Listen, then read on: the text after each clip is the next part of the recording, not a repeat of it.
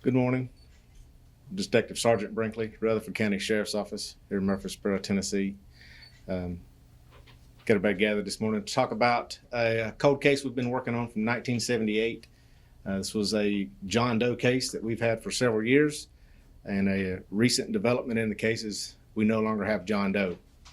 The man has been identified through DNA processes. This case began in 1978 in Pool Knobs recreation area up near Percy Priest Lake.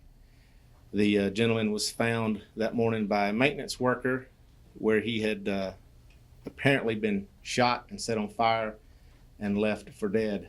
The initial investigation struggled to try and identify this man, and it went on for many, many years. 2014, we began to seek some DNA alternatives, and subsequently wound up partnering with Arthur Laboratories in Texas. We submitted some of his sample there. They was able to obtain a DNA profile, and through some genealogical research, we was able to find potential family members. I've reached out to those family members, and one in particular in North Carolina submitted a sample for comparison, and that comparison came back as the niece of John Doe. He has since been identified as Jesse Lee Williamson, born in 1926. So any help that we can get with this case from this point forward, because this is a new beginning now that we know who we're dealing with, would be greatly appreciated. So if you want to ask any kind of... You have questions? Yes. What do you know about the victim? Born 1926, white male. Not a whole lot of history on him. We've only got the one relative that we've been speaking with. We do believe he was also in the Navy for some period of time. That period of time puts him eligible for having been potentially in World War II. Do not know exactly what his service records are there. Reaching out to the Veterans Hospital here to see if they may have some records that could be a reason he was in this area. From the understandings that we have right now, he was from North Carolina and also frequented some parts of Alabama. Reached out to Alabama, some representatives there trying to see if they've got any additional information on him in Alabama. Have not received anything back yet. That's led us in an additional investigative lead. Considering the age of the victim and the age of the case, are you willing to go on record to say that you guys are willing to do anything to continue to seek justice? We're always trying to seek justice for victims. Are you hoping people in the community reach out if they know anything about this man? Absolutely. I encourage that a lot. That would help us. We can't work without the community's help. It's very beneficial to law enforcement. Is there any idea who the potential suspect might be? Any leads maybe from back then? There have been some leads followed up on as this case has progressed over the years, but as of now, there's not one particular person that we're really looking at. The identification of him has been the main priority that I've had for the past several years. And what was it like notifying family that it wasn't him? Interesting. I'd already been in contact with the niece, and it was a pretty difficult journey there in itself because there's so many scams nowadays. When I reached out to this lady, she did not initially want to speak to me because of so many scams. So I encouraged her to confirm who I was telling her I was with Rutherford County Sheriff's Office. And she did that and felt more comfortable in talking to me. And then subsequently, she provided a sample. It was outstanding. So. Overall, it sounds crazy that it took for this many amount of years, and then now you're able to put a name to it. But 47 years, yeah. He's been without a name for 47 years. As to us, to the family, they've always known and have wondered what happened to him, and now we're able to give them some of those answers. Has there ever been a person of interest? Sort of. There have been, as investigators have worked the case, there have been rumors come up, people talking, and things like that we would look into, but nothing substantive. What has it been like for the department, having been this long and now you finally know who this person was? It's exciting. It's fun to be able to learn this, and it shows the public that we never quit, that we're always going to keep looking for the answers. Since it's been so long, are there any surviving family members that were close to this person? you talked to? The niece that I've been speaking with, she knew him, and that's the only surviving family member that I've been able to speak with that did know him. So the niece is relatively old then? I believe she's 85. Have you worked with any of the original detectives in the case, and what was their reaction maybe to finding out that? I've only got to speak with one former detective that was working the case in around 2014 era or time frame, and just as excited as I was to be able to put a name to John Doe. Is this a case they remembered? Oh yes, absolutely. He and I have actually stayed in touch. We're still good friends, and we talk quite often. And so it was one of the first phone calls after I notified family. I called him to let him know. So, The place that this happened, is it long gone? Or is No. it still there? Pool Knobs Recreation area is still there. It's a very frequented area, open to the public still year round. Did any other crimes have been committed there? I'm sure they have. What can you say about advancements in technology and how that's helped in cases like Yes. this? The advancements in DNA are unbelievable in cases like this. Without that, we would probably still just be dealing with another John Doe case.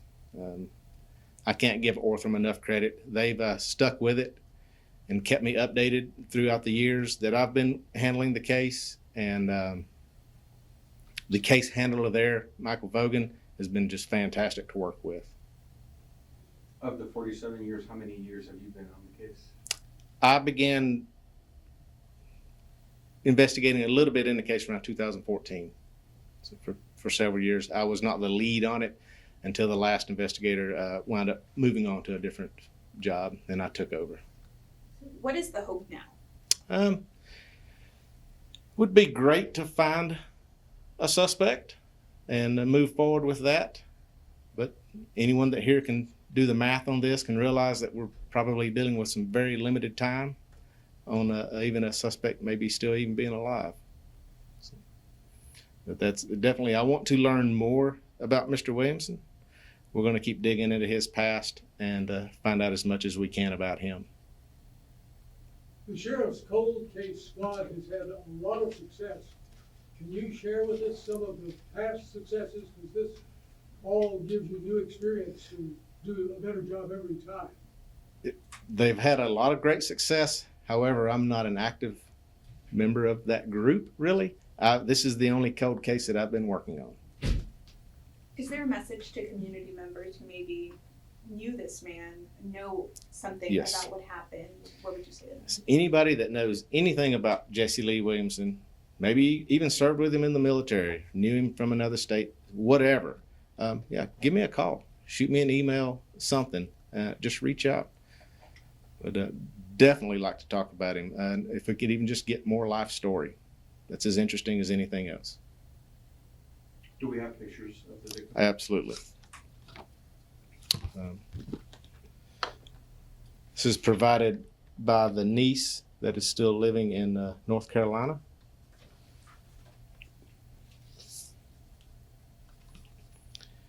And this is the first photo she sent me a couple of months ago.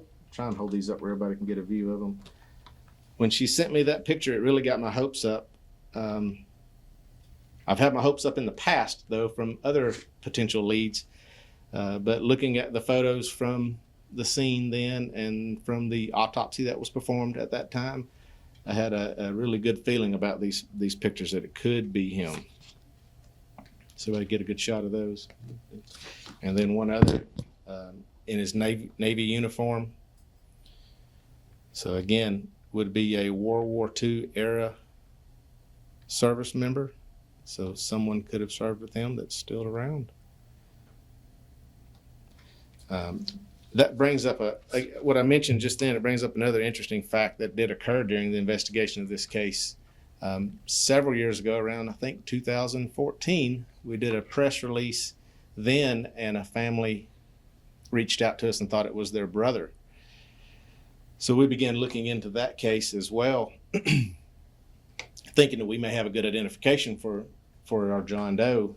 And turns out that it was not our John Doe, but doing some DNA work then, partnered with the University of North Texas, and they were able to get a DNA profile, enter that into NamUs, and it subsequently solved the identity of a John Doe murder in Florida. So that was as another neat turn of events in this case. So you never know when you may receive a phone call from an investigator that's working on a cold case that may be trying to seek out your DNA profile. It's not nefarious, but I do encourage anyone that receives a call like that to verify who they're speaking with. Call that sheriff's office that they say they're representing, or that police department, or that state agency. Verify that officer's employment, and then work with them if you're inclined to do so. It's extremely helpful. We can't do this job without the help of the public. There's something specific about this case that maybe stuck out to you? It was our only John Doe case that's lasted this long. So that makes it really interesting, and you really want to try and find that answer.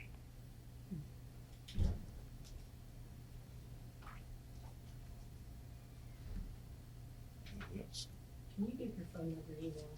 Yes, my office number 615-904-3045, and my email is rbrinkley@rcsotn.org. Any information would be greatly appreciated, and information in another case. If you have something that you've just been wanting to get off your chest for a long time, give me a call or an email. I'll gladly speak with you.